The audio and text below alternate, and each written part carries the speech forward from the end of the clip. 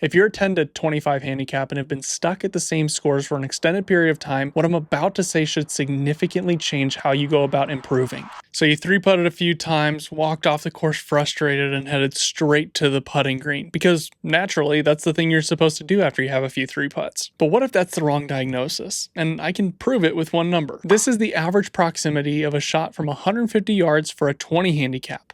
And this is the average proximity for a scratch golfer. Odds are your putter is not the problem. It's what happens before you take that head cover off. Over 1 billion golf shots have been tracked and analyzed on ShotLink on the PGA Tour all the way to Arcos for 20, 30 handicaps. What's the biggest area for improvement for every single golfer? Chipping is 15% of scoring. Tee shots are 20%. Putting is 28%. And if you guessed approach play, you'd be right at 37% of scoring. Drive for show, putt for dough is kind of true, but your approach play is where the majority of your scoring comes from. But approach play can be a little bit difficult to practice because what's my baseline? What am I trying to accomplish? Those are all questions that the majority of golfers have when they go to pull out a 7-iron to try to work on their approach game. I know those standards can be tough to come by, so I put them all in one document you can get below.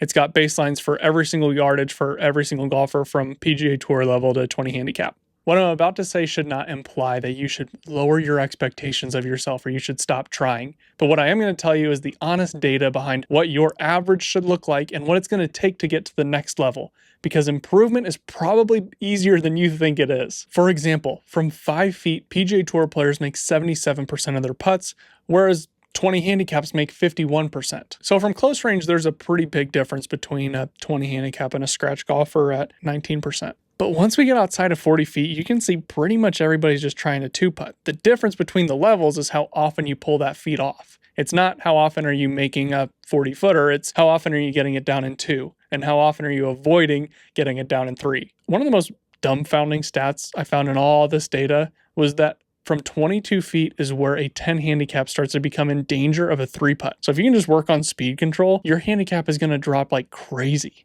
But the other thing this tells us is that if you want to 3-putt less, you've got to hit it closer. And that means chipping it closer. That means hitting your approach shots closer. And that's where that root issue is. If you're a 10 to 25 handicap and have been stuck at the same scores for an extended period of time, what I'm about to say should significantly change how you go about improving. Everything I'm about to say comes from over 1 billion shots tracked and analyzed. So this isn't some theory that I've got. This is actual data.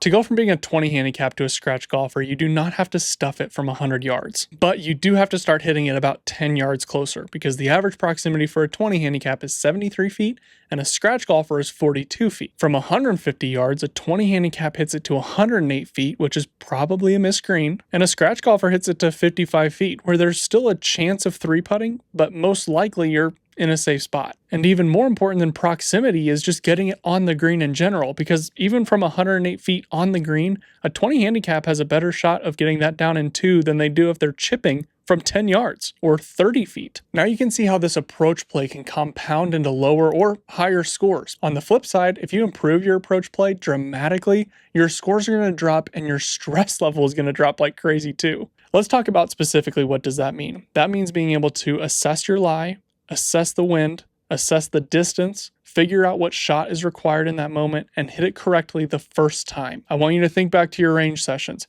How often are you going through that process? Because if you aren't practicing pulling off a random approach shot on the first try, you can't really expect yourself to be able to do it on the golf course. Some people might say that they can get away with being bad approach players because they're really good around the greens, which can kind of be true, but once again, chipping is only 15% of scoring on average. Even tour pros only get up and down 59% of the time. My dad used to say the best bunker advice is to not hit it in the bunker.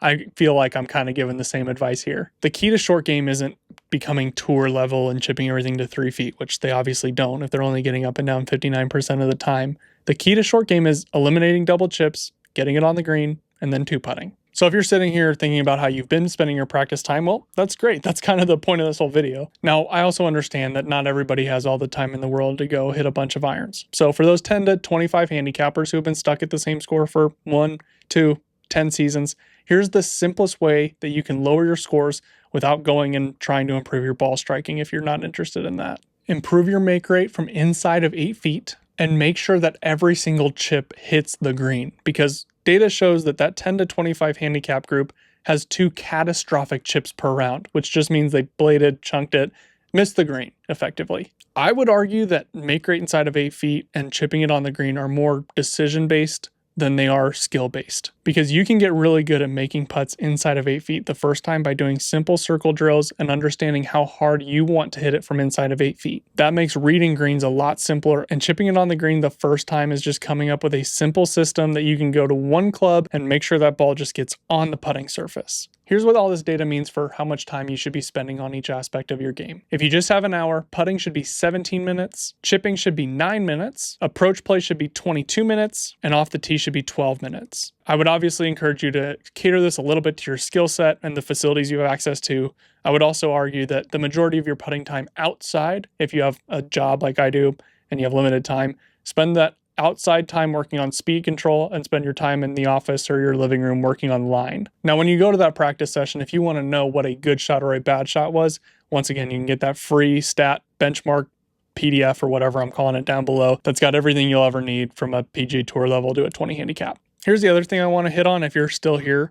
You're not special, and that works out great for you because you can lean on billions of shots that have been tracked to inform your next practice session.